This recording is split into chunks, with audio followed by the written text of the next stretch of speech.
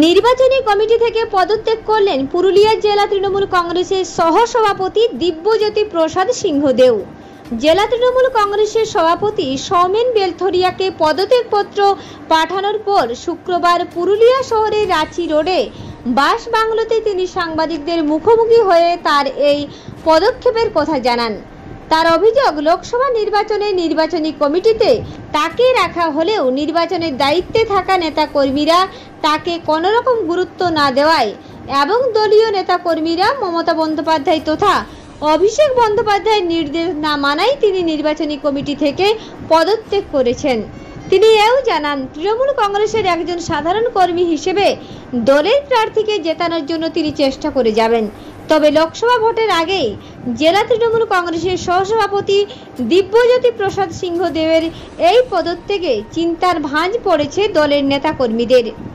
আমি পদত্যাগ করেছি, এখানে যখন আমাদের ক্যান্ডিডেট ডিক্লেয়ার হয় তারপরে একটা কোর কমিটি আর কিংবা ইলেকশন কমিটি বলুন একটা অ্যানাউন্সমেন্ট হয়েছিল, সেখানে আমারও নাম ছিল। আমি বহুত আনন্দিত ছিলাম যে আমাকে একটা যোগ্য জায়গা পেয়েছি একটা কাজ করার জন্য। তারপরে আমাদের লিডার শ্রী অভিষেক বন্দ্যোপাধ্যায় এসেছিলেন, তারাও উনিও বললেন কি আমাদেরকে এখানে সবাইকে মিলেমিশে কাজ করতে হয়। উনি একটা বার্তাও দিয়ে গেলেন কি না করতে গেলেও আমাদের এই ক্ষতি হবে।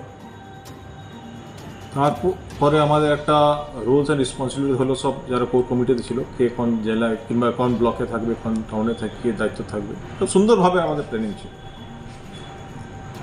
সুন্দর প্ল্যানিং কি আমাদের কীরকম এই ইলেকশনটা জিতা যাবে। এটা এমন একটা ইলেকশন যেখানে আমাদের ফেভারেজ আছে, কিন্তু যখন বাস্তবে আমরা যখন দেখছি যে এই প্ল্যানিংয়ের থেকে পুরো বিপরীতে কাজ চলছে। এখন দেখা যাচ্ছে কি কার রেসপন্সিবিলিটি আর কার লিডারশিপ কাজ হচ্ছে।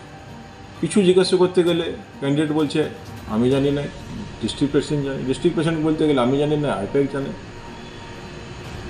তাইলে কার রেসপন্সিবিলিটি ইলেকশনটা? দিদি এলো, আমি একটা কোর কমিটির মেম্বার, আমি জানছি আমি এখন একটা ব্লকে মিটিং করতে যাচ্ছি, ওখানে ব্লকের লোকের কাছ থেকে জানছি দিদি আসছে, কিন্তু কোর কমিটির মেম্বার জানে না।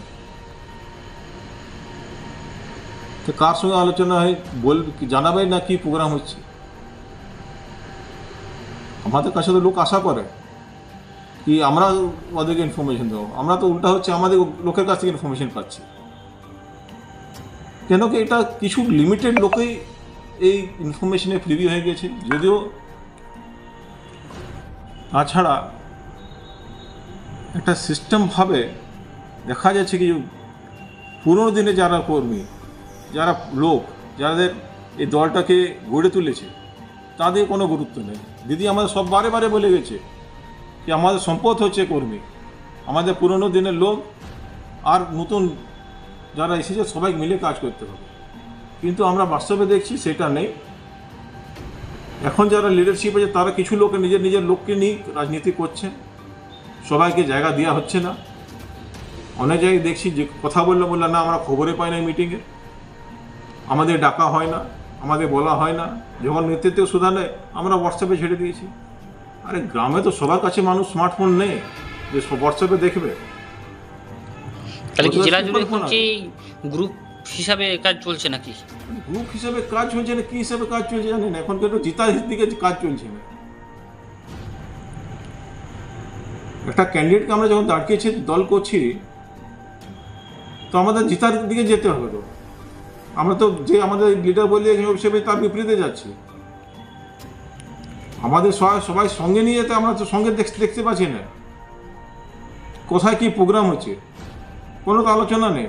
কে ফিক্স করছে প্রোগ্রাম?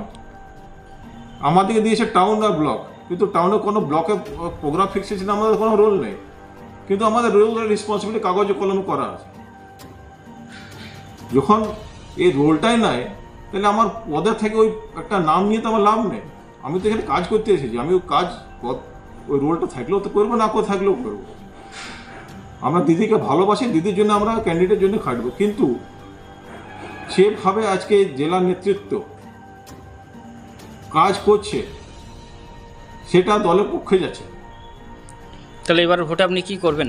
আমি তো ভোটের ক্যান্ডিডেট, আমি তো দলেই আছি, আমি ক্যান্ডিডেট নিজেই খাটবো, আমি ক্যান্ডিডেট জেতাবার জন্যই খাটবো। খালি আমার এই যে রোড কি দায়িত্ব দিয়েছিল কোর কমিটিতে, আমি সেটার থেকে আমি রিজাইন করেছি, মানে নির্বাচনী কমিটি থেকে। নির্বাচনী ইলেকশন কমিটি থেকে আমি রিজাইন করেছি। আচ্ছা।